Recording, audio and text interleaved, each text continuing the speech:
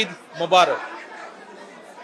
বহু বছর পরে আল্লাহ রাব্বুল আলামিনের ইচ্ছায়, বাংলাদেশের মানুষের দোয়ায় আমি এবং আমার পরিবার দেশের মাটিতে দেশের মানুষের সাথে ঈদ পালন করতে সক্ষম হয়েছি।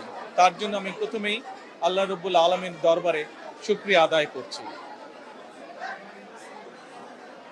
আমি এই দেশের একজন নাগরিক হিসাবে আল্লাহ রাব্বুল আলামিনের কাছে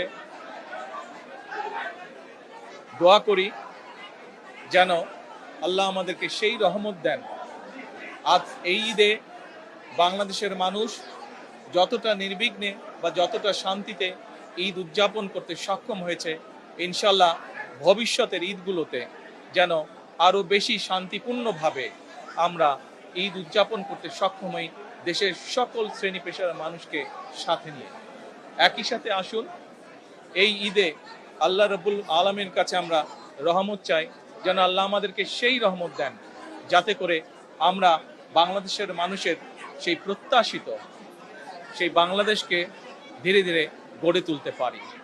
আজকের এই ঈদের দিনে দেশবাসীর কাছে আমি দোয়া চাই, একই সাথে দেশবাসীর কাছে আমি অনুরোধ জানাবো যে আপনাদের সহযোগিতা যদি থাকে, ইনশাল্লাহ আপনাদের এই নির্বাচিত সরকার দেশকে আপনাদের চাওয়া অনুযায়ী দেশ গঠনের কাজে সর্বোচ্চ শক্তি দিয়ে চেষ্টা চালিয়ে যাবে।